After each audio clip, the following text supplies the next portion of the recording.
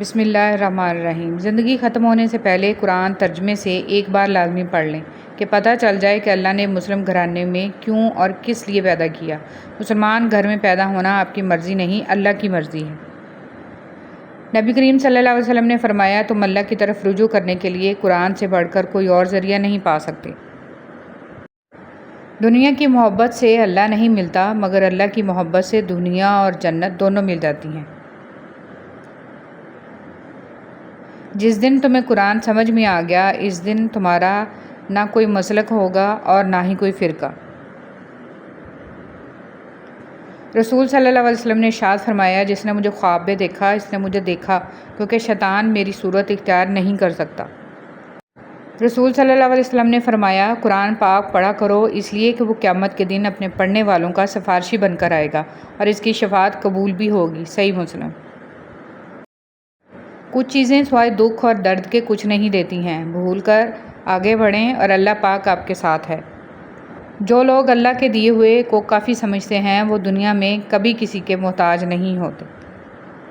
کسی کی راہ میں کانٹے بچھانے والے کیا یہ نہیں جانتے کہ کسی کے پیروں سے رسنے والا خون کل ان کی قسمت کے ورق سیاہ کر سکتا ہے؟ اللہ کے ہاں ہر چیز کا حساب ہے۔ تنہائی میں ملنے والے گناہ کے مواقع حقیقت میں ایمان کا امتحان ہے۔ جو تنہائی میں اللہ سے ڈرے گا، اللہ تعالیٰ اس کی شان کو پورے عالم کے سامنے ظاہر کر کے رہے۔ انسان کی سب سے بڑی ذلت یہ ہے کہ وہ باطل کو طاقتور دیکھ کر اس کی غلامی پر آمادہ ہو جائے۔ حضرت علی رضی اللہ تعالیٰ عنہ۔ جسم کو موت آتی ہے، کردار کو نہیں۔ اپنے کردار کو بہتر بناؤ، موت کے بعد بھی تمہیں یاد کیا جائے گا۔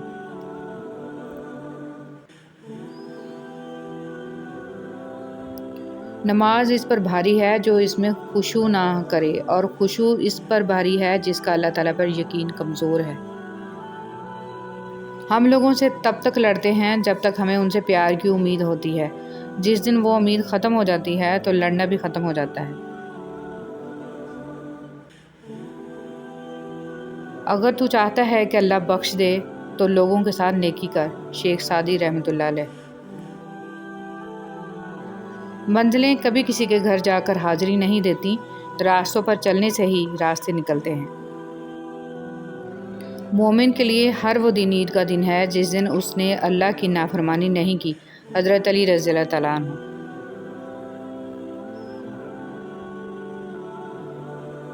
اب باتیں قبول نہ ہوں، ندامتیں ضرور قبول ہو جاتی ہیں، یہی توبہ کا فلسفہ ہے۔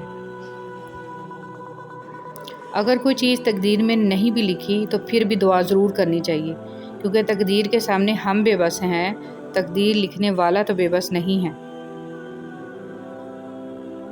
بے شک نماز ہی بہترین ساتھی ہے، دنیا سے قبر تک، قبر سے حشر تک اور حشر سے جنت تک۔ غلط کام غلط ہی ہوتا ہے، نیت اچھی ہونے سے کوئی حرام یا مکروہ کام جائز نہیں ہو جاتا۔ بڑا نازک دور ہے، یا اللہ ہمارے ایمان اور عزت کی حفاظت فرما، آمین۔ سردی ہر ایک کے لیے خوشی کا باعث نہیں ہوتی۔ اپنے آس پاس لوگوں کا خیال رکھیں، رب کی رضا کے لیے لوگوں کے ساتھ خوبصورت معاملہ کیجیے۔ وقت تو وقت پر بدلتا ہے، لیکن انسان کسی بھی وقت بدل سکتا ہے۔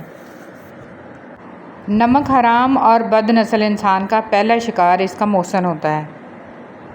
اے تنہائیوں کو داغدار کرنے والے، تمہیں دروازے کے قریب آہٹ سے ڈر لگتا ہے، مگر ارض و سما کے نگہبان سے ڈر نہیں لگتا۔ صبر ہی وہ چیز ہے جس سے انسان دنیا اور آخرت میں کامیابی پا سکتا ہے۔ منفی رویے سے خود کو روکنا، اجتناب کرنا اور تبدیلی کا انتظار کرنا۔ رسول صلی اللہ علیہ وسلم نے فرمایا، جس شخص کے دل میں قرآن موجود نہ ہو، اس کی مثال ویران گھر کی طرح ہے۔ تعلیم کا پہلا اصول یہ ہے کہ اپنی آواز نیچی رکھیں اور اپنے الفاظ میں احترام پیدا کریں۔ کم ترین علم وہ ہے جو زبان پر رہے، اور بلند ترین علم وہ ہے جو کردار سے ظاہر ہو۔ مجھے اس کے سامنے بولنا بہت پسند ہے، کیونکہ میرا رب بڑے غور سے سنتا ہے۔ جس شخص نے زندگی میں سرکار دو عالم صلی اللہ علیہ وسلم سے عشق نہیں کیا، اس شخص نے خود کو زندہ ہی جہنم میں ڈال دیا۔ نزدیکی رشتہ داروں کی عداوت بچھوؤں کے ڈسنے سے زیادہ درد پہنچاتی ہے۔ خوش رہنے کا سب سے اچھا اصول یہ بھی ہے کہ جہاں لگے آپ کی کوئی جگہ نہیں ہے وہاں خاموشی سے خود کو الگ کر لیں۔ آپ چاہتے ہیں کہ لوگ آپ کے بارے میں اچھا سوچیں تو آپ اچھا بولنا شروع کر دیں۔ تنقید کرنے والوں کو آپ پانی پہ بھی چل کر دکھا دیں، تب بھی کہیں گے تیرنا نہیں آتا اس لیے پانی پہ چل رہا ہے۔ آپ کے پاس 3 راستے ہیں، راستہ ڈھونڈیے، راستہ بتائیے یا پھر خود راستہ بن جائیے۔ حوصلہ افزائی کرنا سیکھیے، پریشان تو سبھی کرتے ہیں۔ انسان کا زوال تب شروع ہوتا ہے جب وہ اپنے مخلص لوگوں سے منافقت شروع کر دیتا ہے۔ جب خواہشات مر جاتی ہیں تو بس سمجھوتے باقی رہ جاتے ہیں، پھر ہم خوش ہوں یا اداس اس سے کوئی فرق نہیں پڑتا۔ ہر عمل اپنے نتیجے کے انتظار میں ہوتا ہے۔ واصف علی واصف۔